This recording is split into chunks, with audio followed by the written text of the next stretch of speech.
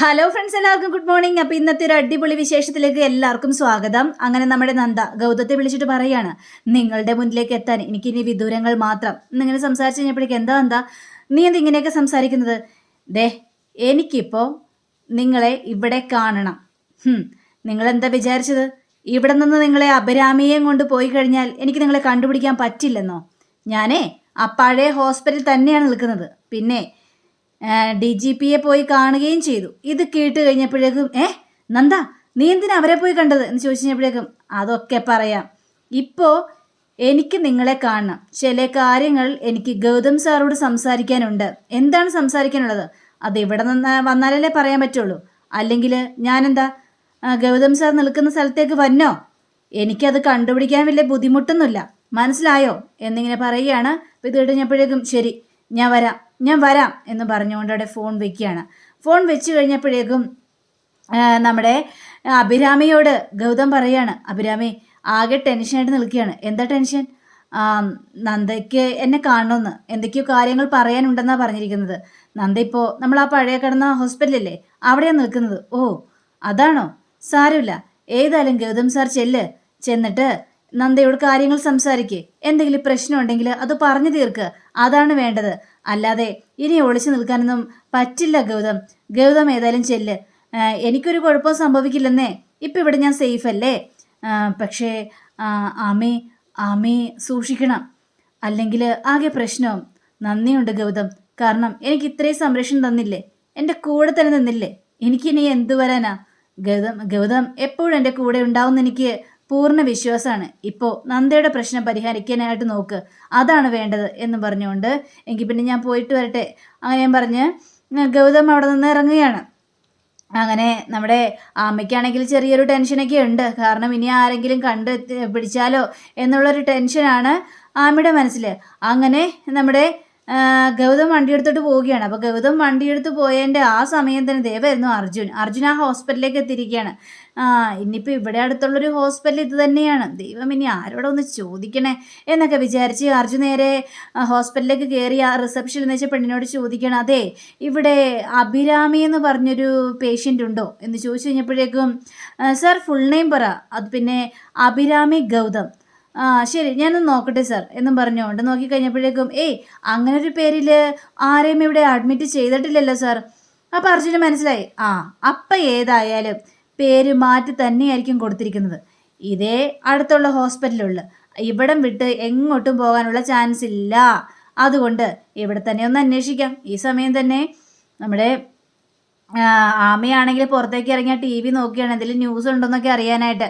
പക്ഷേ കാടംകൊല്ലിലെ ന്യൂസിനെ കുറിച്ച് ഒന്നും കണ്ടില്ല. അപ്പോൾ അഭിരാമിക്ക് ആകെ സമാധാനമായി. ഏതായാലും രക്ഷപ്പെട്ടല്ലോ, കാടിനെ കുറിച്ചുള്ള ഒരു വിവരവും ഇല്ല. അപ്പോൾ ഏതായാലും എന്നെ തിരിച്ചറിയാനായിട്ട് പോകുന്നില്ല. അപ്പോൾ ഗൗതം സേഫാണ്, എൻ്റെ കുഞ്ഞും സേഫാണ്. ഇനിയിപ്പോൾ ഏതായാലും ഇവിടെ അധികം നേരം നിൽക്കണ്ട, ആ റൂമിലേക്ക് പോയേക്കാം എന്നൊക്കെ ചിന്തിച്ച് അഭിരാമി പതിയെ നടക്കുകയാണ്. ഈ സമയം തന്നെ അർജുനാണെങ്കിൽ അവിടെ നിന്ന് പോകാൻ തയ്യാറാവുന്നില്ല. ഏതായാലും അഭിരാമിയെ കണ്ടെത്തിയിട്ട് തന്നെ അടങ്ങുള്ളൂ എന്നൊക്കെ ചിന്തിച്ചാണ് അർജുൻ പരക്കമായി നടക്കുകയാണ്. അപ്പോഴാണ് ഈ വശത്തുനിന്ന് അർജുനും മറുവശത്തുനിന്ന് അഭിരാമിയും വന്ന് കൂട്ടിമുട്ടുകയാണ്. അപ്പോൾ പെട്ടെന്ന് തന്നെ അർജുൻ പറയണം, അയ്യോ സോറി കേട്ടോ. അപ്പോൾ അഭിരാമിക്കും അത് ആരാണെന്ന് മനസ്സിലായില്ല. അപ്പോൾ അഭിരാമി പറയണം, അയ്യോ സോറി കേട്ടോ. പക്ഷേ അർജുൻ ആ മുഖം കണ്ടു കഴിഞ്ഞപ്പോഴേക്കും എന്തൊക്കെയോ ഒരു സംശയം. ആമി, നീ ആമിയല്ലേ എന്ന് പറയുകയാണ്. എന്നെ മനസ്സിലായില്ലേ? ഞാൻ അർജുൻ, ഗൗതമേട്ടൻ്റെ അനിയൻ, എന്നെ ഓർമ്മയില്ലേ എന്നൊക്കെ ചോദിക്കുകയാണ്. പക്ഷേ അർജുനാണെന്ന് മനസ്സിലായി കഴിഞ്ഞപ്പോഴേക്കും അഭിരാമിക്ക് ടെൻഷൻ കൂടി. അഭിരാമി പിന്നെ അവിടെ നിന്നില്ല. അഭിരാമി സ്റ്റെപ്പ് കയറി ഓട്ടം, ആ വയറും താങ്ങി പിടിച്ചിട്ട് ഓട്ടം. പക്ഷേ അർജുൻ എന്തൊക്കെയോ സംശയം തോന്നിയിട്ട് അർജുൻ നേരെ അഭിരാമിയുടെ പിന്നാലെ ഓടി ചെല്ലുകയാണ്. അഭിരാമി കതവ് അടച്ചിട്ട് റൂമിലേക്ക് കയറുകയും ചെയ്യാണ്. ഈ സമയം തന്നെ നമ്മുടെ നന്ദയാണെങ്കിൽ ഗൗതത്തെ കാലത്തോട് നിൽക്കുകയാണല്ലോ. അപ്പോഴാണ് ഗൗതം അങ്ങോട്ട് വരുന്നത്. അപ്പോൾ ഗൗതം ചോദിക്കുകയാണ്, എന്താ നിനക്ക് പറയാനുള്ളത്? എനിക്ക് പറയാനുള്ള കാര്യം, നമുക്ക് കുറച്ച് പ്രൈവസി വേണം, അതിനുള്ള സ്ഥലം നമുക്ക് കണ്ടെത്തണം. എങ്കിൽ പിന്നെ ഇവിടെ മുകളിൽ ഒരു കോറിഡോറുണ്ട്, അങ്ങോട്ടേക്ക് പോയാലോ? അപ്പോൾ ഹോസ്പിറ്റലിൻ്റെ എല്ലാ കാര്യങ്ങളും അറിയാലേ, എവിടെ എന്തൊക്കെയുണ്ടെന്ന്. ശരി, ആയിക്കോട്ടെ, എങ്ങോട്ട് വേണമെങ്കിലും പോകാം. എനിക്ക് ചില കാര്യങ്ങൾ പറഞ്ഞാൽ മതിയാവുള്ളൂ, എങ്കിൽ വാ എന്നും പറഞ്ഞുകൊണ്ട് വിളിച്ചുകൊണ്ട് പോവുകയാണ്. പക്ഷേ ഈ സമയം തന്നെ നമ്മുടെ അർജുനാണെങ്കിൽ ആമി എന്നും പറഞ്ഞുകൊണ്ട് വാതിൽ ഒറ്റ പിടിച്ച് തള്ളല്. പക്ഷേ അഭിരാമിയാണെങ്കിൽ വയറും താങ്ങി പിടിച്ച് അങ്ങോട്ട് വീഴുകയും ചെയ്യാണ്. അപ്പോഴേക്കും അർജുൻ ചോദിക്കുകയാണ്, ആമി നീ എന്താ ആമി എന്നെ കണ്ടു കഴിഞ്ഞപ്പോഴേക്കും ഓടിക്കളഞ്ഞത്? എത്ര വർഷങ്ങൾ കൂടിയാണ് നിന്നെ ഞാൻ കാണുന്നത് ആമി, എന്നിട്ട് നീ എന്നെ കണ്ടു കഴിഞ്ഞപ്പോഴേക്കും ഒരു വിശേഷം പോലും ചോദിച്ചില്ല. നീ എന്താ എന്നെ കണ്ടു കഴിഞ്ഞപ്പോഴേക്കും മുങ്ങിക്കളഞ്ഞത് എന്ന് ചോദിച്ചു കഴിഞ്ഞപ്പോഴേക്കും ഒന്നുമില്ല. അല്ല അർജുൻ, നീ എന്താണ് ഇവിടെ എന്ന് ചോദിക്കുകയാണ്. ഞാനേ ഒരു പെണ്ണിനെ തപ്പി ഇറങ്ങിയതാണ്. പെണ്ണിനെയോ? അതെ, ഒരു പെണ്ണിനെ തപ്പി ഇറങ്ങിയതാണ്. അവള് ഈ ഹോസ്പിറ്റലിൽ ഉണ്ടെന്നൊക്കെയാണ് ഞാൻ അറിഞ്ഞത്. ആ പെണ്ണിൻ്റെ പേരെന്താണ് അർജുൻ എന്ന് ചോദിച്ചു കഴിഞ്ഞപ്പോഴേക്കും അത് പേര് അഭിരാമി എന്നാണ്. ഇത് കേട്ട് കഴിഞ്ഞപ്പോഴേക്കും നമ്മുടെ അഭിരാമി ആകെ ഞെട്ടിത്തരിച്ചൊരവസ്ഥയിലായി പോവുകയാണ്. അവളൊരു ഗർഭിണിയാണെന്നും പിന്നെ ഗൗതമേട്ടൻ അവളുടെ പിന്നാലെ ആണെന്നും ഒക്കെ അറിഞ്ഞു. അറിഞ്ഞത് സത്യമാണെന്നൊക്കെ അറിയാൻ വേണ്ടിയാണ് ഞാൻ ഈ ഹോസ്പിറ്റലിൽ വരെ എത്തിയത്. അപ്പോൾ നമ്മുടെ അർജുനൊരു സംശയം. അപ്പോൾ ഈ അഭിരാമിയുടെ ടെൻഷനോട് കണ്ടു കഴിഞ്ഞപ്പോഴേക്കും അർജുന് ഒരുപാട് സംശയങ്ങൾ കൂടി വരികയാണ്. അവൾ ഗർഭിണിയാണ്. അപ്പോൾ അതിനുശേഷം അർജുൻ ചോദിക്കുകയാണ്, അമ്മേ നിന്റെ ശരിക്കും പേര് അഭിരാമി എന്നല്ലേ അല്ലേ എന്ന് ചോദിക്കുമ്പോൾ നമ്മുടെ അഭിരാമി പറയണ, അതെ എൻ്റെ ശരിക്കുള്ള പേര് അഭിരാമി എന്ന് തന്നെയാണ്. നീ അതെ, അർജുൻ തിരക്കി വന്ന ആള് അത് ഞാൻ തന്നെയാണ്. നീ എന്തൊക്കെയാ പറയുന്നത്? അതെ, അപ്പോൾ ഗൗതമേട്ടൻ നിന്റെ കൂടെ ആയിരുന്നോ എന്ന് ചോദിച്ചു കഴിഞ്ഞപ്പോഴേക്കും അതെ, ഗൗതം എൻ്റെ കൂടെ തന്നെ ഉണ്ടായിരുന്നു. എൻ്റെ ദൈവമേ, ഞാനിത് എന്തൊക്കെയാണ് അറിയുന്നത്?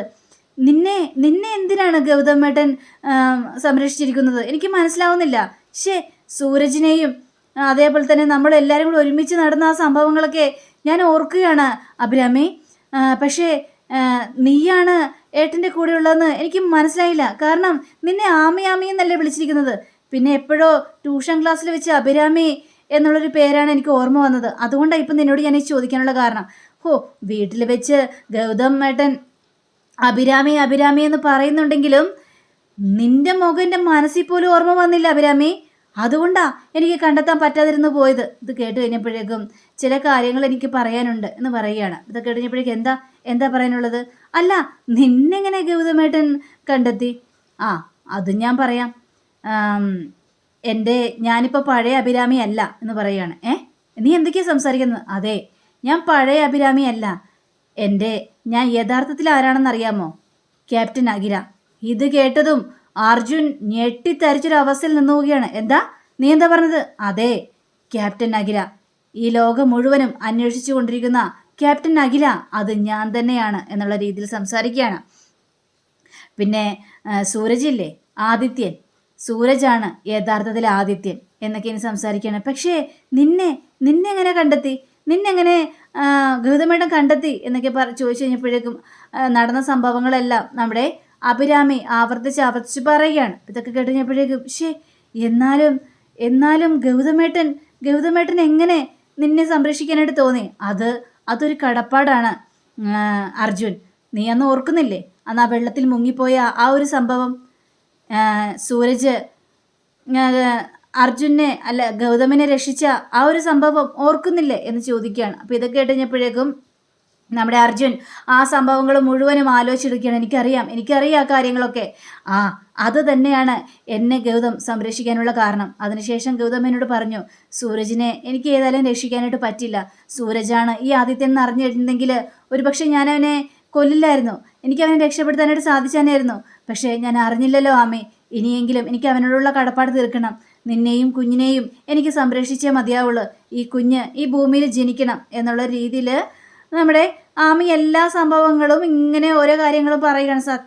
സർവകല സത്യങ്ങളും പറഞ്ഞു കൊടുക്കുകയാണ്. ഇതൊക്കെ കഴിഞ്ഞപ്പോഴേക്കും ദൈവമേ, അറിയാതെ പോയല്ലോ, ഇനി എന്ത് ചെയ്യും? പക്ഷേ ആമി, വേറൊരു കാര്യമുണ്ട്. ഇത്രയൊക്കെ പ്രശ്നങ്ങൾ നടക്കുമ്പോഴും ഗൗതമേട്ടന് എന്തെല്ലാം പ്രശ്നങ്ങളാണ് വീട്ടിൽ നേരിടേണ്ടി വരുന്നതെന്ന് അറിയാവോ? കുറേയൊക്കെ എനിക്കറിയാം. പക്ഷേ എന്ത് ചെയ്യാനാണ്? ഗൗതമിനോട് പറഞ്ഞാലും കേൾക്കില്ലല്ലോ.